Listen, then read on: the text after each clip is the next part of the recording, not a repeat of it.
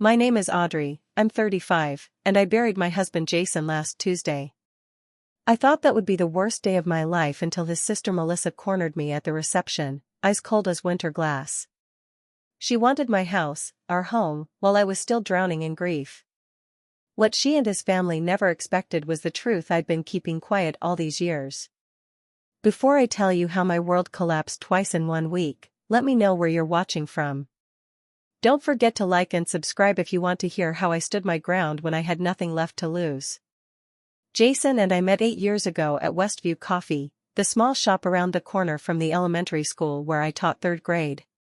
I was grading papers, completely lost in a stack of creative writing assignments, when someone accidentally bumped my table, sending my carefully organized piles scattering across the floor. That someone was Jason. Tall, with kind brown eyes and an apologetic smile that melted my initial annoyance instantly. "I'm so sorry," he said, dropping to his knees to help gather my students' work. "I promise I'm not usually this clumsy." I remember laughing as we collected the papers together, our hands occasionally brushing. "It's okay.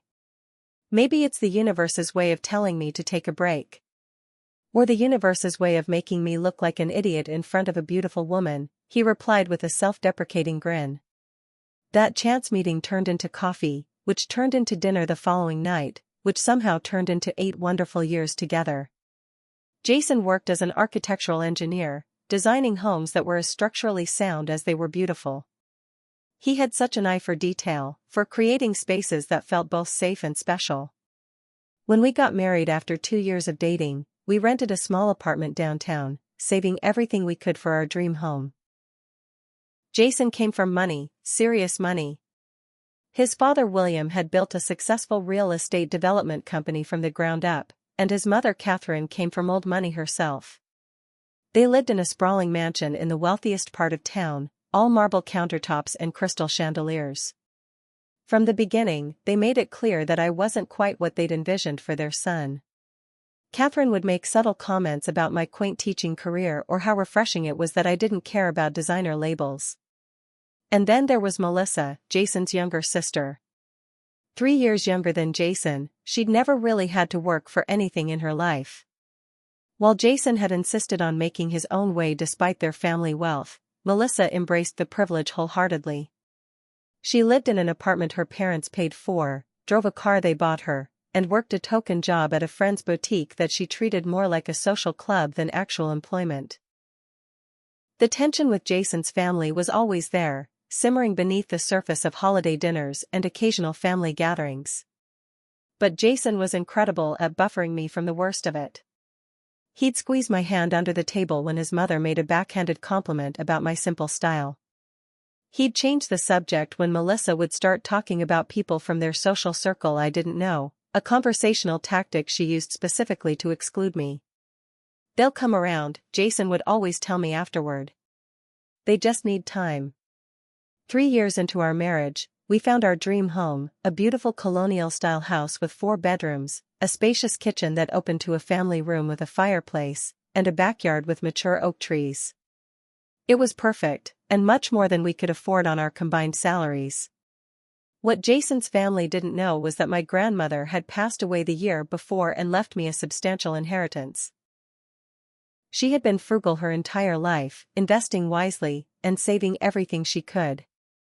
When she died, I was shocked to learn she'd left me over $400,000. "We should use it for the house," I told Jason one night as we looked at real estate listings we couldn't afford. "It's exactly what Grandma would have wanted."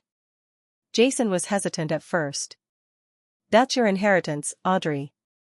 We should use it for both of us, not just a house." But I was insistent.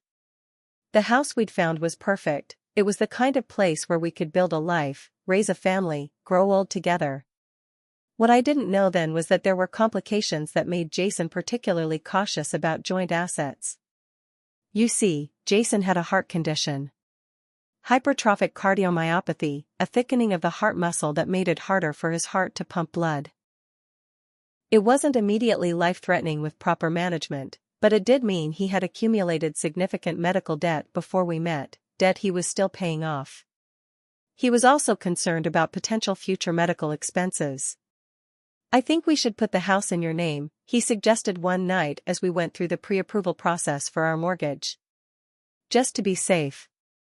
I didn't fully understand his reasoning at the time, but I agreed. The house was purchased entirely with my inheritance, so it made some sense. The deed was in my name alone, though we both considered it ours, of course. Melissa's reaction when she first saw our house was something I'll never forget. Her eyes widened as she took in the crown molding, the hardwood floors, the custom kitchen. "This is unexpected," she said, her tone making it clear that she couldn't believe we could afford such a place. She ran her hand along the granite countertop in the kitchen. "I've always wanted a house exactly like this. How did a teacher and an engineer afford it?" Jason smoothly changed the subject, but from that day on, Melissa made comments about our house whenever she visited. How perfect it would be for entertaining. How the spare bedroom would make such a cute nursery, always with a pointed look at me, as if my not being pregnant yet was some kind of failure. How she could just die for a master bathroom like ours. We never told Jason's family about my inheritance or the fact that the house was solely in my name. It wasn't their business, and Jason was private about financial matters. Besides, I knew how they'd react. They'd somehow twist it into another reason why I wasn't good enough for their son, as if my grandmother's generosity was something to be ashamed of rather than grateful for. The last few years were filled with both joy and challenges. Jason's condition started to worsen slightly, requiring more frequent doctor visits and medication adjustments. We decided to postpone having children until his health stabilized, a decision that his mother frequently questioned during family gatherings. "Tick-tock, Audrey," she'd say with a meaningful glance at my flat stomach. "You're not getting any younger." The weekend before the accident, we took a short trip to a bed and breakfast in the mountains. It was a perfect fall weekend, crisp air, colorful leaves, and uninterrupted time together. We talked about our future, about possibly starting fertility treatments the following year if Jason's new medication regimen proved effective. "I want a family with you more than anything," he told me as we sat on the porch swing, watching the sunset paint the mountains golden pink. "But I want to be around to see our kids grow up." I squeezed his hand. "We have all the time in the world." But we didn't. And that reality crashed down on me just 3 days later. Tuesday morning started like any other. Jason kissed me goodbye as I was pouring coffee into my travel mug, getting ready to head to school. "Love you," he said, smiling as he grabbed his keys. "Don't let those third graders push you around today." "Never," I laughed. "See you tonight." Those were the last words we ever exchanged. The call came during my lunch break. I was in the teacher's lounge, half-heartedly eating a salad while reviewing my lesson plan for the afternoon when my phone rang. An unfamiliar number. "Mrs. Harris? This is Mercy Hospital. Your husband has been in an accident." Everything after that becomes a blur of fragments. Rushing to my car. The longest drive of my life. Praying at every red light. "Please, please, please." But I was too late. "I'm sorry, Mrs. Harris. We did everything we could." A drunk driver had run a red light at 11:30 in the morning, T-boning Jason's car on the driver's side. He died on impact, they told me, as if that was supposed to be some kind of comfort. He didn't suffer. As if my suffering wasn't exponentially worse knowing I never got to say goodbye. I was led to a small room where Jason lay, looking impossibly peaceful despite the cuts and bruises on his face. I collapsed beside him, clutching his still warm hand, unable to process that he was gone. The love of my life. My partner. My future. Gone in an instant because someone decided to drink before noon on a Tuesday. The hospital staff gave me time alone with him, and then gently guided me through the initial steps, who to call, papers to sign, decisions that needed to be made. I was operating on autopilot, my brain refusing to fully comprehend what was happening. I called my best friend Sarah first. She arrived at the hospital within 20 minutes, took one look at my shell-shocked face, and wrapped me in a hug so tight I could barely breathe. "I've got you," she whispered. "I'm right here." Next came the call I was dreading, to Jason's parents. Catherine answered on the third ring. "Hello, Audrey," she said, her voice cool as always. "Catherine," I managed, my voice breaking. "It's Jason. There's been an accident." The silence on the other end of the line stretched for several seconds before she spoke again, her voice suddenly sharp with fear. "What kind of accident? Is he all right?" "No," I whispered. "He's gone." What followed was a keening wail that didn't sound human.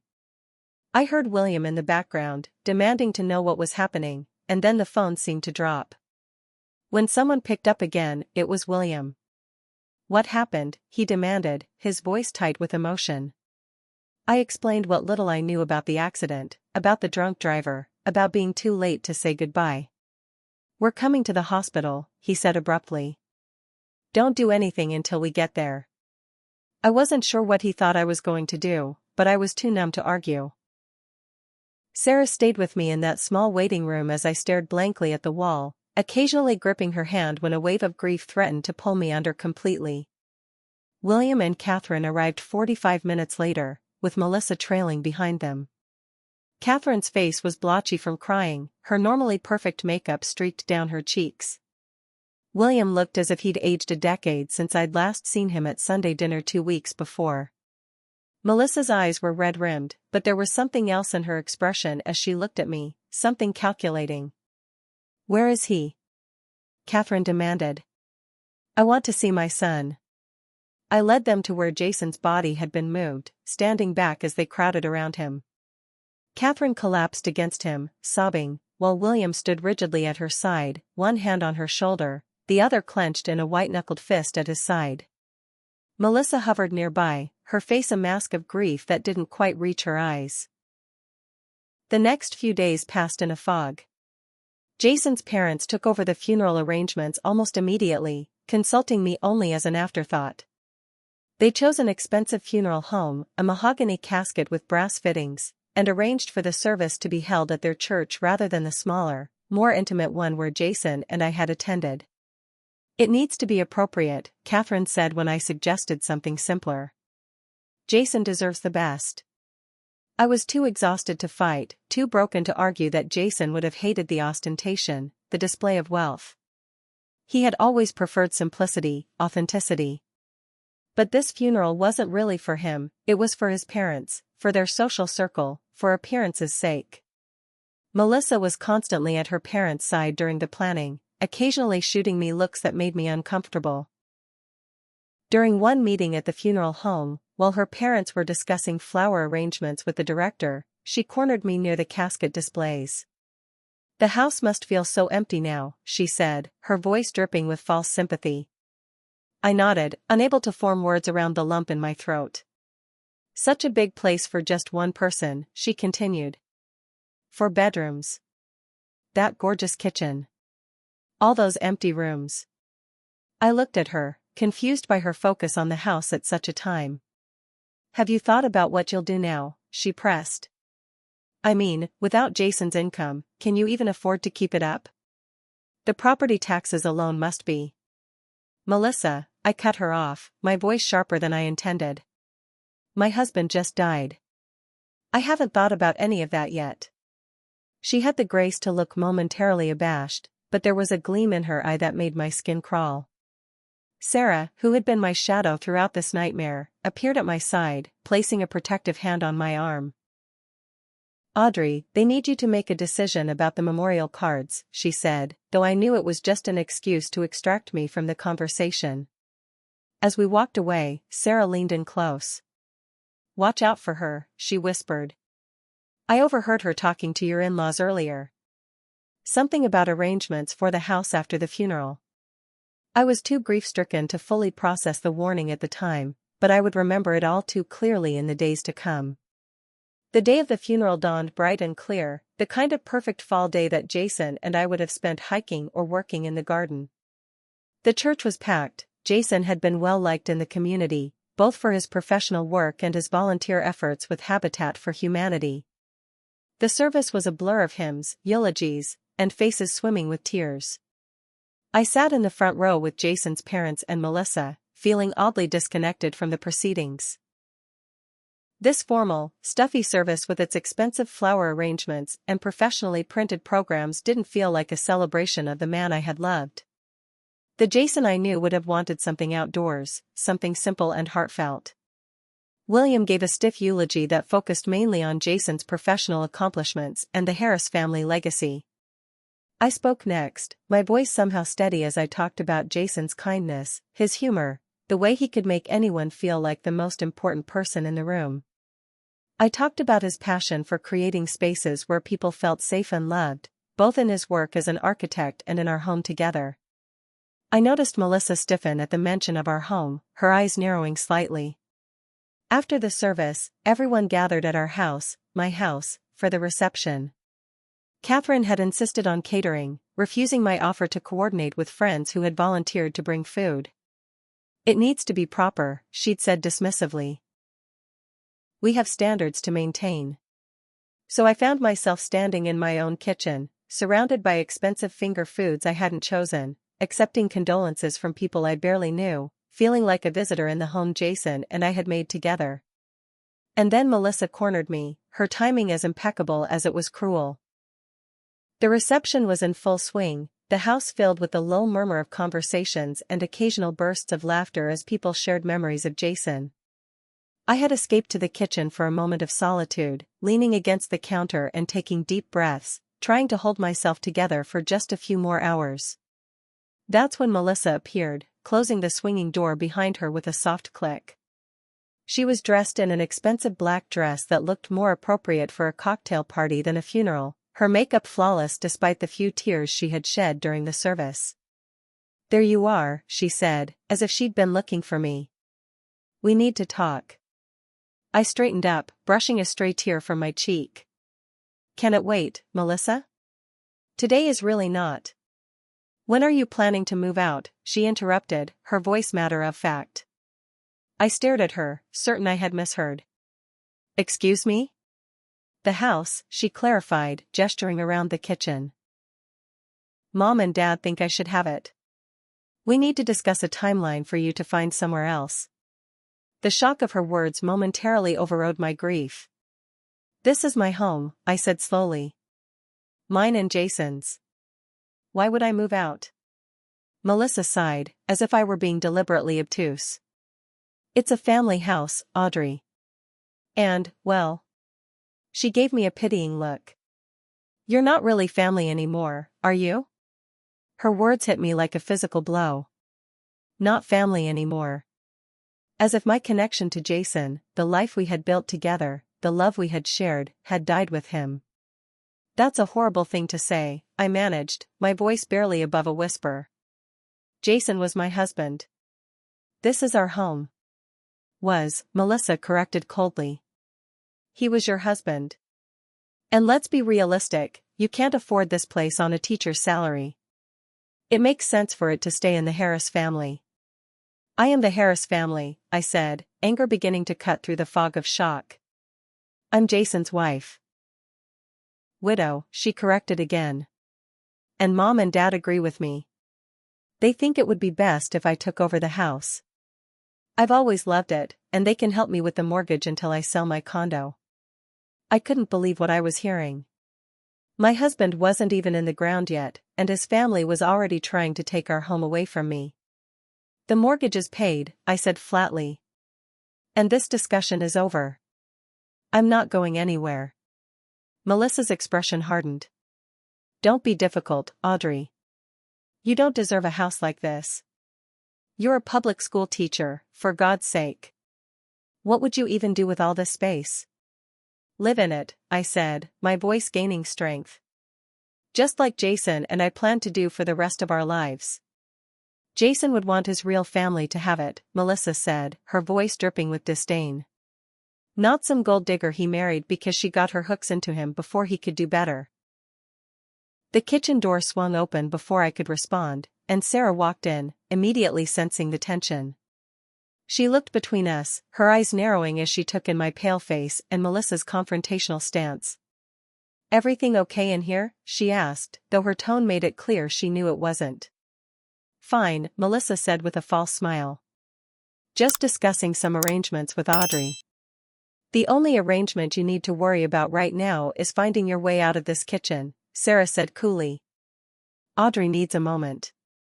Melissa looked like she wanted to argue, but something in Sarah's expression made her think better of it. With a final pointed look at me, she stalked out of the kitchen. Sarah immediately came to my side. What happened? You look like you've seen a ghost. They want my house, I said, still stunned by the confrontation. Melissa says she should have it because she's real family and I'm not anymore. Sarah's expression darkened. That's disgusting. This is your home. Jason's home.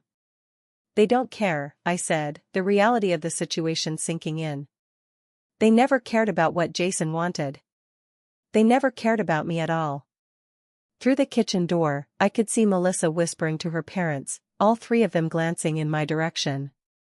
A few of the other guests had noticed the tension, their expressions curious or concerned, but no one else knew what had just transpired. You don't have to deal with this today, Sarah said firmly. Today is about honoring Jason. We can handle his vulture family tomorrow. But I knew this was just the beginning. The confrontation in the kitchen was only the opening salvo in what would become a battle for the home and life Jason and I had built together, a battle I wasn't sure I had the strength to fight while still drowning in grief. 3 days after the funeral, I received a text message from William, family meeting at our house tomorrow, 2 p.m. Important matters to discuss. I showed the message to Sarah, who had been staying with me since the funeral. She had taken a week off work to help me navigate the initial shock and paperwork that comes with unexpected death. You don't have to go, she said immediately. After what Melissa pulled at the funeral, I wouldn't blame you for cutting them all off. Part of me wanted to do exactly that, but a larger part felt I owed it to Jason to at least try to maintain some connection with his family, despite their behavior. Besides, I was curious about what important matters William wanted to discuss, though I had my suspicions after Melissa's ambush in the kitchen. I'll go, I decided. But I want you to come with me. Sarah squeezed my hand. Wild horses couldn't keep me away.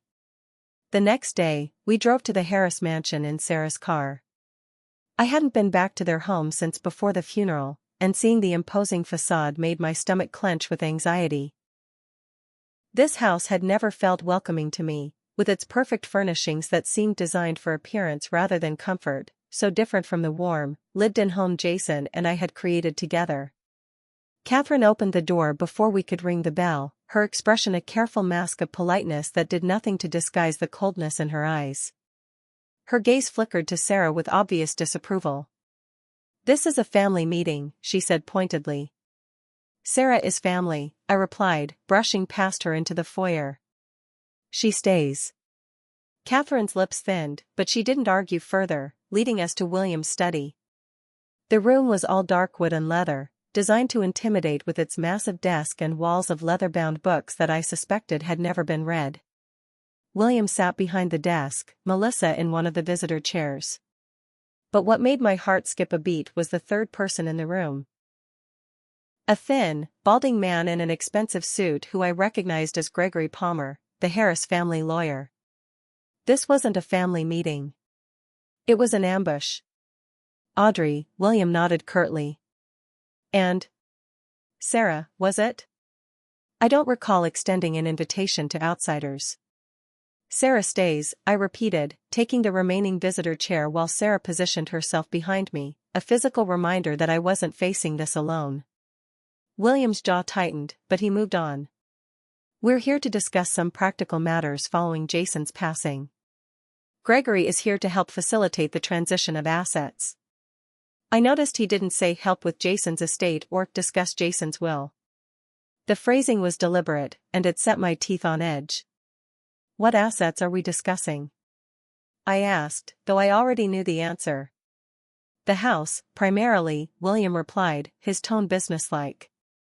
As you must be aware, it's a significant property, and decisions need to be made about its future. Its future is quite simple, I said, forcing my voice to remain steady. I'll continue living in it, just as I have been. Melissa made a small sound of derision. Be realistic, Audrey. You can't afford the upkeep on a teacher's salary. My finances are not your concern, I replied, not looking at her. Actually, William interjected, as Jason's family, we do have certain considerations to take into account. The Harris family has a tradition of keeping properties within the bloodline. Jason was my husband, I said, feeling the anger I'd been suppressing begin to rise. That makes me a Harris too. By marriage only, Catherine said dismissively. And that connection, sadly, has been severed. The casual cruelty of her words stole my breath. Sarah's hand came to rest on my shoulder, a silent reminder of her support. We've given this considerable thought, William continued as if Catherine hadn't just said something unforgivably heartless. We're prepared to be quite generous. We'll help you find a suitable apartment, something more appropriate for your situation, and assist with the first few months' rent while you get back on your feet. That's very kind, I said, not bothering to hide the sarcasm in my voice. But I already have a home. It's not about kindness, Melissa cut in. It's about doing what's right for the family. That house should stay with the Harris name. My name is Harris, I reminded her sharply. For now, Gregory the lawyer spoke for the first time, his voice smooth as oil. Though many widows do eventually revert to their maiden names. I stared at him, then back at William.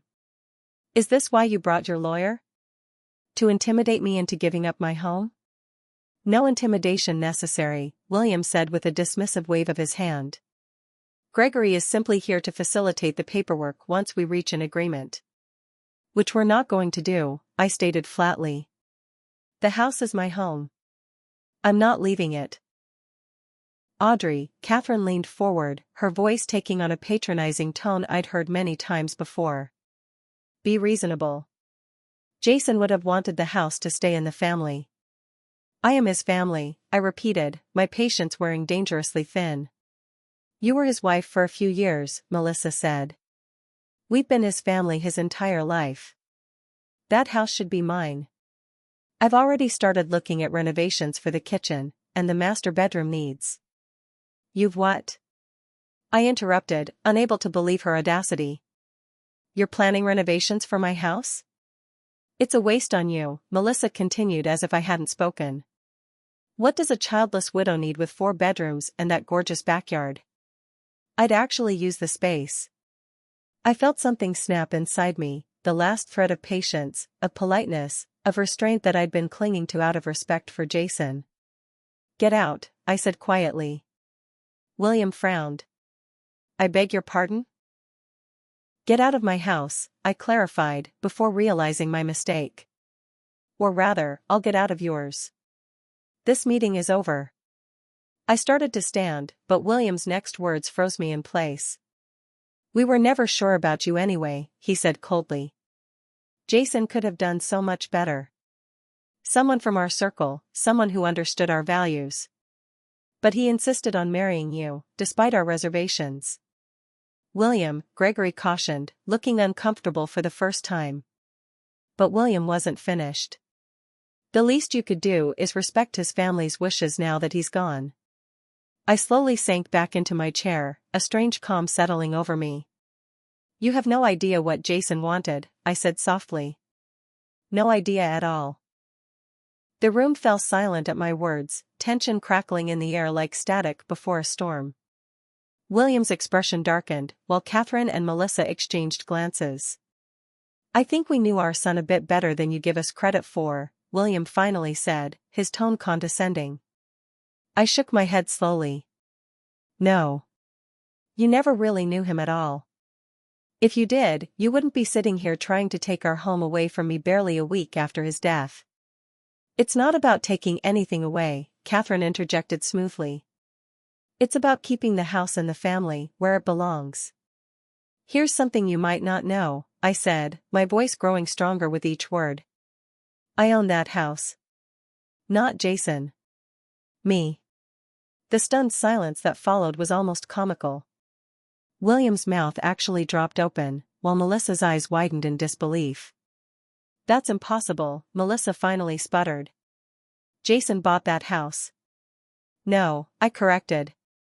"I bought that house 3 years ago, with money my grandmother left me when she died. My name is the only one on the deed." I reached into my purse and pulled out a folder I'd brought just in case. Inside was a copy of the deed to the house, clearly showing my name as the sole owner. I placed it on William's desk and slid it toward him. "This is a copy," I said. "You're welcome to review it with your lawyer." William snatched up the document, his eyes scanning it rapidly. Gregory leaned over his shoulder, examining it as well. The lawyer's expression remained professional, but I saw the slight widening of his eyes as he confirmed what I'd said. "This appears to be in order," Gregory said carefully. "The property is indeed solely in Mrs. Harris's name." "That's not possible," Catherine said sharply. "Jason would never have allowed that."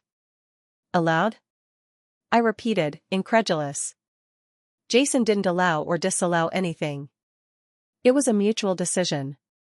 The house was purchased with my inheritance. We decided together to put it in my name." "Why would he do that?" William demanded, his face flushing with anger. "Why would my son put a house, a substantial asset, solely in your name? It doesn't make sense."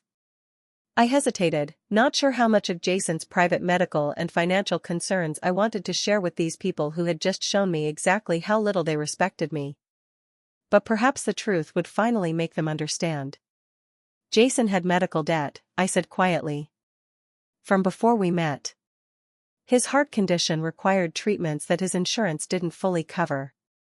He was concerned about potential future medical expenses as well. We decided it was safer to keep the house in my name only." "His heart condition was manageable," William dismissed. "We would have helped if he needed it." "Did he ever ask you for help?" I challenged. "Even once?" William's silence was answer enough. "Jason was proud," I continued. "He didn't want handouts, even from family. Especially from family. He wanted to make his own way, build his own life. Our life." "This is ridiculous," Melissa interjected. "You tricked him. Manipulated him into putting the house in your name so you could keep it if you ever divorced." "We weren't planning on divorcing," I said, my voice sharpening. "We were planning on spending our lives together. Making a home. Starting a family when his health stabilized. Plans that were stolen from us by a drunk driver, not by choice." "You could have had children already if you'd wanted them," Catherine said coldly. "Jason always wanted a family. You were the one dragging your feet." The cruelty of her accusation stole my breath. Sarah stepped forward, her hand squeezing my shoulder in support. "You have no idea what you're talking about," Sarah said, her voice tight with anger. "Jason and Audrey made their decisions together, as a couple. Decisions that were none of your business then and are certainly none of your business now." "The fact remains," Gregory interjected, clearly trying to defuse the situation, "that legally, the house belongs to Audrey. There's no question about that." "There must be something we can do," Melissa said, looking desperately at the lawyer. "Some way to challenge this. She obviously manipulated Jason. He wouldn't have wanted this." Gregory shook his head. "The deed is clear. Without evidence of coercion or fraud, which would be extremely difficult to prove, especially given that Mr. Harris is no longer able to testify, there's no legal grounds to challenge Mrs. Harris's ownership." "This is outrageous," William said, slapping his hand on the desk. "That house should be in the Harris family." "I am the Harris family," I repeated, standing up. "Whether you like it or not, I am Jason's wife. His widow. The woman he chose to build a life with. And that house is mine." Melissa suddenly burst into tears. Not the quiet, dignified tears she had shed at the funeral, but ugly, angry sobs that seemed to tear out of her. "It's not fair," she wailed. "That house was perfect. Jason knew how much I wanted it. He promised me." "Melissa, Catherine cut her off sharply, but it was too late. Promised you what? I asked, a cold feeling settling in my stomach. Melissa wiped at her eyes angrily. He said that someday, when he and I were ready to start families, he'd help us find houses close to each other. Houses like yours. He knew it was exactly what I wanted. And somehow that translated to you getting our actual house after his death? I asked incredulously. You don't deserve it, Melissa spat. You're not even having the children he wanted. What's the point of you keeping that big house all to yourself? It's selfish. I think we're done here, Sarah said firmly, tugging gently at my arm. Audrey has been more than patient with all of you, but this has gone far enough. We'll challenge this, William threatened as I stood to leave. We'll take it to court if we have to. Gregory cleared his throat uncomfortably. Mr. Harris, I would strongly advise against. Get us a different lawyer then, Catherine snapped. One who's willing to fight for our family's interests. I paused at the door, turning back to face them one last time. Jason knew exactly who his real family was, I said quietly. And he made his choices accordingly. I won't be bullied out of the home we made together. Not by you, not by anyone. With that, Sarah and I walked out, leaving them to their anger and disbelief. As we drove away from the Harris mansion, I felt a weight lift from my shoulders, not the weight of grief, which still pressed heavily on my heart, but the weight of trying to please people who had never truly accepted me, never truly respected the life that Jason and I had built together. Jason would be proud of you, Sarah said as we pulled onto the main road. You stood your ground. I just wish he were here, I replied, tears finally breaking free after the emotional confrontation. I wish none of this were happening. I know, she said softly. But you're not alone, Audrey. And that house, your house, is where you and Jason made your memories. No one has the right to take that from you. For the first time since Jason's death, I felt a flicker of determination breaking through the fog of grief. I would protect our home, our life together, from the people who had never understood or respected it. I owed Jason that much. I owed myself that much too. The days following the confrontation at the Harris mansion were tense. I half expected William to make good on his threat to challenge my ownership of the house, but Gregory must have convinced him of the futility of such an action. Instead, they opted for different tactics. First came the emails, long, guilt-inducing messages from Catherine about family legacy and Jason's wishes. I created a special folder for them and stopped reading after the third one, which suggested I was dishonoring Jason's memory by clinging to a house I couldn't possibly maintain. Then came the drop-by visits from Melissa, always unannounced, always with some flimsy excuse about picking up items that supposedly belonged to Jason. Each time, she would make pointed comments about the state of the house, a slightly overgrown bush in the front yard, a window that needed washing, the mail piling up on the counter. It's such a shame to see the place falling into disrepair, she said during one such visit, running her finger along a shelf I hadn't dusted in weeks. Jason was always so particular about keeping everything perfect. Jason understood that houses are for living in, not for show, I replied, pointedly opening the front door. And that sometimes, when you're grieving, dusting isn't a priority. After she left, I broke down in tears, not because of her criticism, but because she was right about one thing: Jason had been particular about the house. Not in a showy way like his parents' mansion, but in the way someone who truly appreciates a space cares for it. He'd spend weekends touching up paint or fixing the squeaky step on the back porch. Now those tasks fell to me, and I couldn't bring myself to do them yet. Each potential repair felt like another acceptance that he was really gone. The text started about 2 weeks after the funeral. At first, they were almost polite, Melissa asking if I'd considered their offer to help me find an apartment. When I didn't respond, they grew increasingly hostile. You're being selfish. That house should be in the family. Jason would be so disappointed in how you're behaving. You never deserved him or that house. The final straw came when I arrived home from school one day to find Melissa in my backyard, measuring the patio area with a tape measure, a contractor standing awkwardly beside her. "What are you doing?" I demanded, dropping my work bag on the grass. Melissa barely flinched at being caught. "Just getting some measurements. I'm thinking of extending the patio when I—" "Get out," I cut her off, my voice deadly calm. "Get out now, or I'm calling the police and reporting you for trespassing." "Don't be dramatic," Melissa scoffed. "I'm family. I'm allowed to be here." "No, you're not," I said firmly. "This is my property. You are not welcome here uninvited. Leave now." The contractor, sensing the tension, mumbled something about waiting in the truck and quickly made his escape. Melissa's face contorted with rage. "You can't keep this up forever," she spat. "You're a teacher. You can't afford the taxes, the maintenance. Eventually, you'll have to sell, and when you do—" "If I ever decide to sell this house," I interrupted, "I will personally ensure that you are the last person on earth who gets to buy it. Now leave, or I'm calling the police." I pulled out my phone to demonstrate my seriousness. After a moment of tense staring, Melissa stormed past me, deliberately bumping my shoulder as she went. That evening, I called a lawyer of my own, Diane Levinson, a friend of Sarah's who specialized in family law. I explained the situation, including the escalating harassment from the Harris family. "You need a restraining order," Diane said bluntly after hearing me out. "They're not going to stop on their own." A week later, both Melissa and her parents were served with legal documents prohibiting them from coming to my home or my workplace. William called, leaving a blistering voicemail about how I was tearing the family apart with my actions.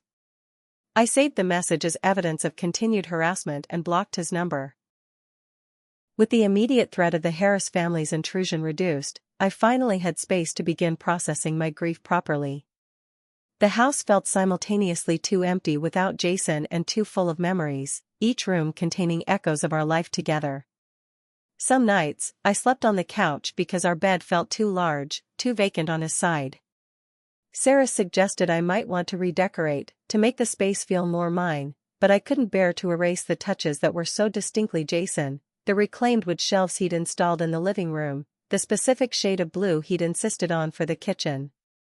Instead, I focused on maintaining what we'd built together. I hired a neighborhood teenager to help with the yard work Jason had always handled. I learned basic home maintenance from YouTube videos, determined to keep our house as he would have wanted it. 3 months after Jason's death, I was cleaning out the home office when I found his journal in the back of a drawer. I hesitated before opening it, feeling like I was intruding on his privacy. But Jason was gone, and this small piece of him remained. I needed whatever connection I could find. The journal entries spanned the last 2 years, sporadic reflections rather than daily records. I was surprised to find several entries about his family, revealing a strained relationship I hadn't fully understood while he was alive. "Had dinner at my parents' again," one entry from about a year ago read. "Same old tension. They still treat Audrey like she's temporary, like someday I'll come to my senses and marry someone from their social circle. They don't understand that she is my sense, my center, my home. I shield her from the worst of it, but sometimes I wonder if we should just cut ties completely." Another entry, dated just 2 months before the accident, was even more revealing. "Melissa stopped by unannounced again today while Audrey was at school. 3rd time this month. Always with some flimsy excuse to see the house.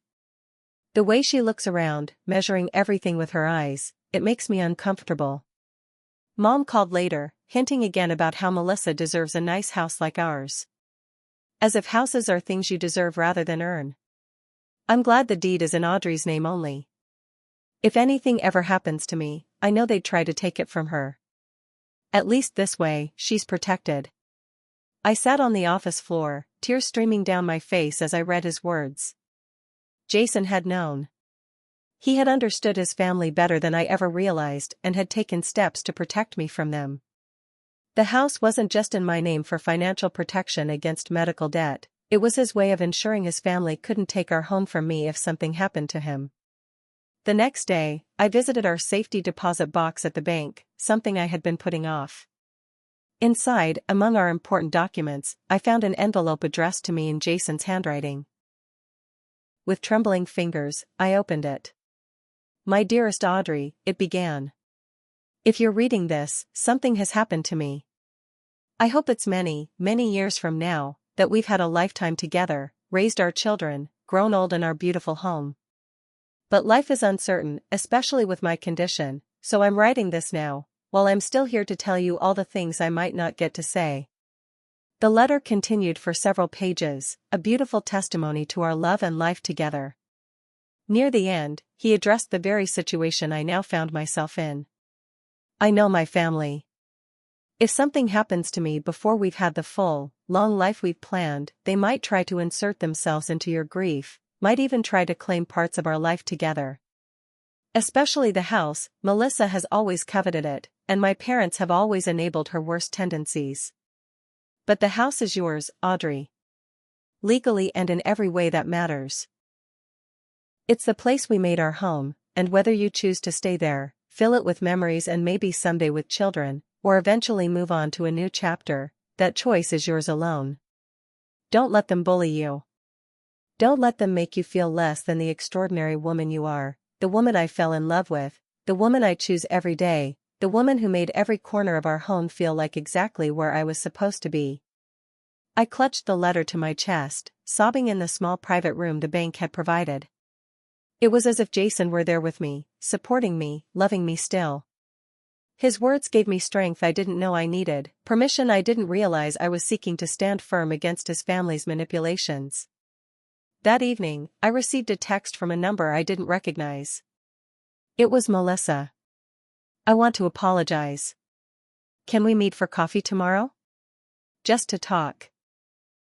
I stared at the message for a long time, wondering if this was a genuine olive branch or just another manipulation. After reading Jason's journal and letter, I was inclined to believe the latter. Still, I found myself agreeing to meet her at a neutral location, a coffee shop downtown, far from my house. Melissa was already there when I arrived, sitting at a corner table with 2 cups of coffee. She had made an effort to look subdued, her usual polished appearance toned down to something almost humble. "Thank you for coming," she said as I sat down. "I wasn't sure you would." "I almost didn't," I replied honestly. "What do you want, Melissa?" She took a deep breath. "I wanted to apologize for my behavior. Since Jason died, I haven't been myself.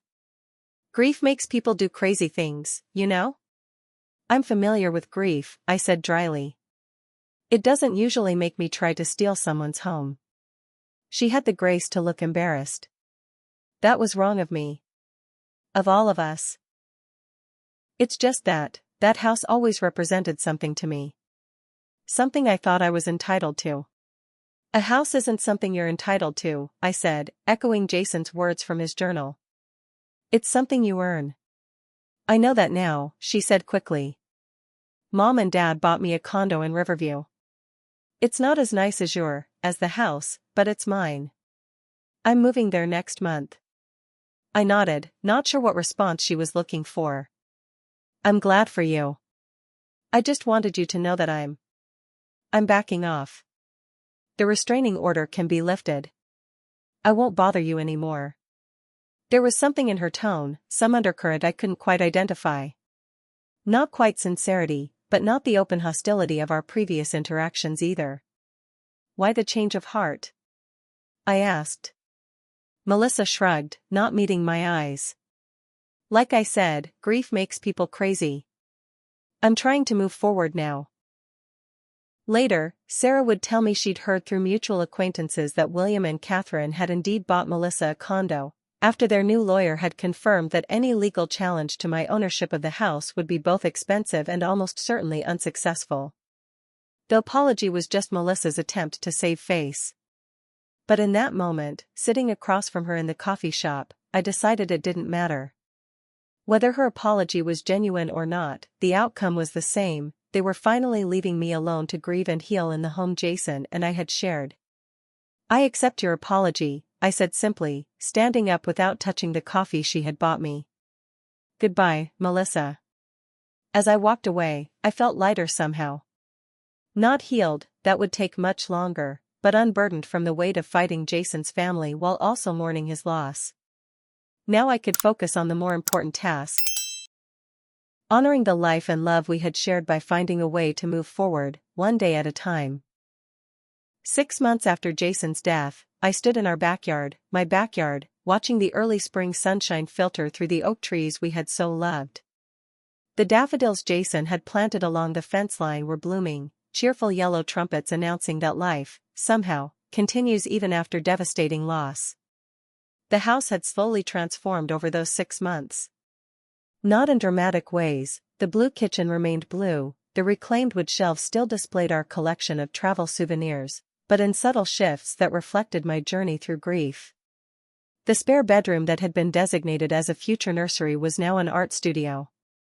Jason had always encouraged my painting, a hobby I'd largely abandoned as adult responsibilities took over. "You light up when you create," he'd tell me. "I never want you to lose that."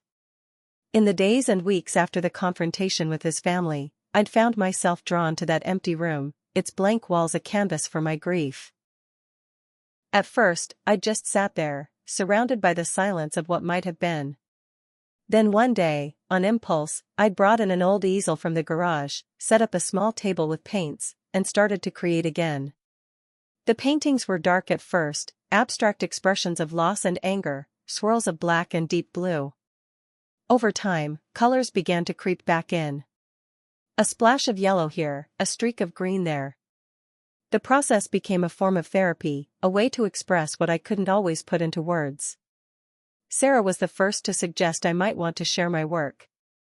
"These are powerful, Audrey," she said one evening, studying a particularly evocative piece that captured the sensation of drowning in grief while simultaneously reaching for light. "They might help other people who are going through similar losses." At her encouragement, I posted a few images online, tagging them with #griefjourney and #widowhood. The response was immediate and overwhelming. Messages flooded in from people who saw their own experiences reflected in my art, who found comfort in knowing they weren't alone in their feelings. One comment in particular struck me deeply: "I lost my wife 2 years ago and haven't been able to explain to anyone how it feels. Somehow you painted exactly what's in my heart. Thank you for making me feel seen." That comment led to a conversation, which led to coffee with Michael, a widower in his early 40s who lived across town. We talked for hours that first meeting, comparing notes on the strange, lonely journey of young widowhood. It wasn't romantic, we were both still too raw for that, but it was profoundly comforting to speak with someone who truly understood. Michael introduced me to others, and soon I found myself hosting a small support group in my living room every other Wednesday. 6 of us, all under 50, all navigating life after losing a spouse. We laughed, we cried, we shared the bizarre and often inappropriate things people said to us in their attempts to offer comfort. My favorite is still "At least you didn't have kids," shared Tamara, a widow of 8 months. As if that's supposed to make me feel better about losing David. "I got "You're still young, you'll find someone else," Michael added. At the funeral. The funeral reception is where Jason's sister demanded my house, I told them, able now to see the dark humor in the situation. Apparently I was supposed to just hand over the keys and disappear. I had shared the story of the Harris family's attempt to claim my house with the group during our first meeting. Their outrage on my behalf had been validating, their support unwavering. Through them, I began to recognize that standing my ground hadn't been selfish or cruel, it had been an act of self-preservation and a way of honoring what Jason and I had built together. As for the Harris family, they had largely faded from my life after Melissa's coffee shop apology. She had indeed moved to her new condo, and the restraining order had expired without incident. William and Catherine had made one last attempt at reconciliation, or perhaps manipulation, sending a formal letter through their new lawyer expressing their desire to maintain a connection to Jason's memory, through me. I had considered it briefly, wondering if Jason would want me to forge some kind of peace with his parents. But then I remembered his journal entries, his explicit concerns about how they would treat me if something happened to him. I declined their overture with a polite but firm letter of my own. While I will always honor my connection to Jason and cherish the life we built together, I believe it's best for all of us to move forward separately. I wish you peace in your grief. The letter went unanswered, which was answer enough. In late March, almost exactly 6 months after the accident, I received a call from our bank. There was another safety deposit box, one I hadn't known about, registered jointly to Jason and me. They had been trying to contact me about it for months, but the notices had been going to an old email address. The following day, I sat in the same private room where I had read Jason's letter, staring at a small box I didn't recognize. Inside was a USB drive, a small velvet jewelry box, and another envelope with my name on it. The jewelry box contained a pair of sapphire earrings, my birthstone. The gift tag simply read, "For our 6th anniversary. Love always, Jay." Our anniversary would have been 2 weeks after the accident. He had planned ahead, hidden these gifts where I would eventually find them, even if he wasn't there to give them to me himself. With trembling hands, I opened the second letter. "My Audrey," it began. "Happy anniversary. 6 years of marriage, and somehow I love you more today than I did on our wedding day, which I wouldn't have thought possible. I'm writing this letter now, while you're at your teaching conference, because I've been thinking a lot about the future lately. The doctor says my new medication is working well, and for the first time in years, I'm letting myself really believe in our someday. The someday where we fill this house with children. The someday where we grow old together on the porch swing." I've included a USB drive with this letter. On it, you'll find plans I've been working on, designs for converting part of the garage into an art studio for you. I know how much you miss painting regularly, and I want to create a space that's just yours, where you can reconnect with that part of yourself. I haven't said anything yet because I wanted it to be a surprise, something special for our anniversary. But it's more than just a gift, it's a promise. A promise that I'm planning for our future, for all the years stretching ahead of us. A promise that whatever health challenges come my way, I'm fighting to stay right here with you, in our home, building the life we've dreamed of. I love you more than I have words to express. Thank you for 6 beautiful years. Here's to 60 more. Forever yours, Jason." I don't know how long I sat there, crying, clutching his words to my chest. It was painful, so painful, to read his hopes for a future that would never come. But there was something healing in it too, a reminder that Jason had lived fully in the time we had together, that he had been happy, that he had made plans and dreamed dreams right up until the end. When I finally left the bank, the spring sunshine felt different somehow, warmer, more present. I drove home with the windows down, the sapphire earrings catching the light as they dangled from my ears.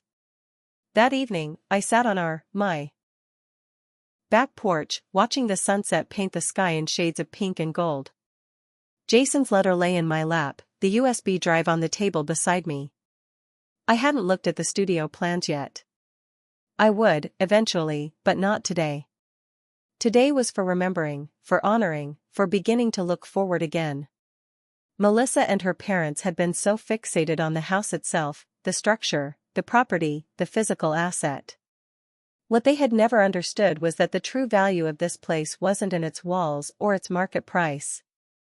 It was in the life Jason and I had built within it, the love that had filled every corner, the dreams we had shared under its roof. They had tried to take the house because they thought it would somehow give them a piece of Jason back.